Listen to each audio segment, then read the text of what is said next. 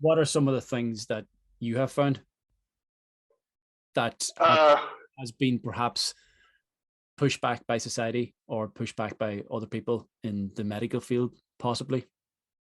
what do you mean? Some of the more popular arguments or more popular topics there for tackling obesity that's being projected by other people in the media or other people in the field that you don't agree with? Okay. Um, Is it um, is it as simple as having a calorie restrictive diet and being more active, or are we missing a lot more? that's part of it. I mean, so I think it ultimately does come down to that in the end, but to get there is really where the battle is, or where people need information. So it's easy to say, "Hey, you just need to eat less and move more," but like that's like saying, I don't know. I think I remember whenever I used to like go to clubs and bars and stuff, and um, I would try to approach women, and I would have like friends and stuff or whatever, or even some cases I would give this advice to them. One of the bits of advice people would give to each other is like, "Oh, just be confident, like just be confident." But like you're like, wait a second, like how do I be confident if I don't know, like how do I just do that? I can't just like will that, you know? And I feel like the idea of just eat less is the same sort of idea. How do I actually eat less? So um, I think there, uh, understanding why people are overeating is extremely useful, because in order to know how we're going to eat less, we actually need to know why we're overeating. The current theories that I think are the most prominent among the best in the field, the best obesity researchers, is that we have foods that are basically what they call hyperpalatable, which just means that they taste really delicious, and they are calorie dense, which just means there's a lot of calories in a small little package and it tastes really good. And these foods have been created on the market in a sort of iterative process of constant improvement towards this end of getting you to eat more of them. So think of all your favorite uh, packaged foods, or our least favorite packaged foods for that matter, at least with respect to weight loss, that taste really good and that will make you fat if you eat too much of them.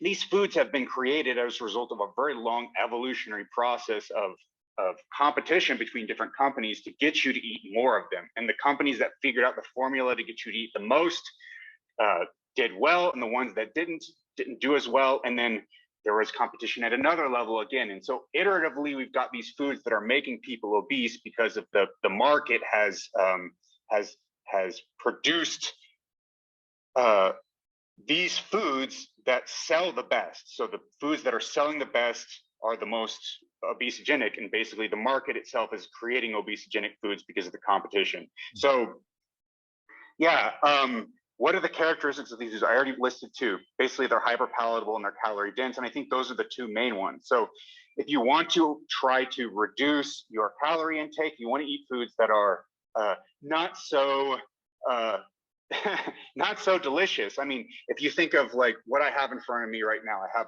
a bowl of oatmeal, and I just got up because, as I mentioned, it's 6:15 a.m. here. I'm in the United States. It's a bowl of oatmeal. I do add a little bit of sugar on it, or not sugar, but like sweetener, like monk fruit extract, and then erythritol, and that makes it taste a little bit better. But like I don't add a bunch of oils into it in addition. You know, I don't add a bunch of butter. I can if I need those calories, if I'm like desperately in need of those calories, but I try to avoid that. So I try to make the food taste relatively good, but I don't like try to make it taste really delicious. Although I can to some degree with the sweeteners, the artificial sweeteners. So I try to limit the calorie density, and I don't try to make everything taste the most good that it can possibly taste. Um, yeah, and then I think another thing that is sort of a black box in addition to those two factors is sort of keeping things relatively unprocessed. We don't know why processing tends to cause foods to be more obesogenic, but like Maybe it's the lack of fiber, maybe it's the reduction in protein content. There's many different things, but in general, focusing on keeping the foods minimally processed as opposed to things that you get from a package. But of course, that's very difficult for many people because there's time issues, there's resource issues, how are you going to cook all your food, etc. And so one of the things that I personally do that I know that other people do is I do like meal prep. I actually have meal prep on the weekends where I just have everything made for the entire week. And that way I can avoid this issue of like having to spend all of my time during the week cooking and making food. So that's how I do that. I have a big freezer where I actually put everything and then I microwave everything throughout the week. That's the way that I do it. So ultimately I end up having like kind of industrially produced food, except it's industrially produced by me.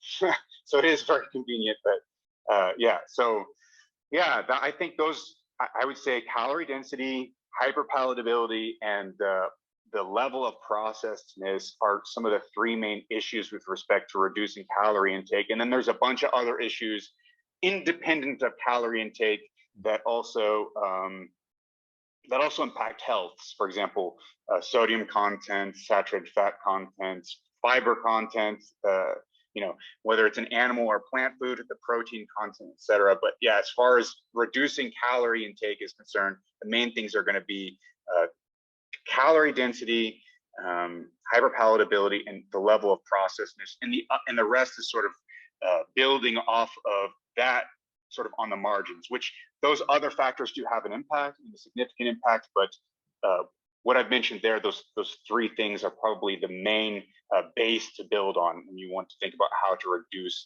your food intake. So it's not necessarily carbohydrate content.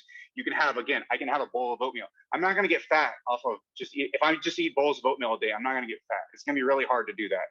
It's going to be almost impossible. Unless I start adding like butter to it. If I start adding a bunch of butter and then I start adding a bunch of sugar, then yeah, maybe we can start thinking about getting fat on all the bowls of oatmeal every day, but it's not the carbohydrates themselves. Likewise, if I eat just chicken breasts, right, I'm not going to get fat because I'm eating animal products because it's just chicken breasts. It's going to be very difficult to do that. So those are two myths. Two of the main myths is like animal products are making people fat or carbohydrates are making people fat. In both cases, it's not necessarily true because you can eat both of each without getting fat. So that's some core principles, and those are some ideas that I think are wrong. And yeah.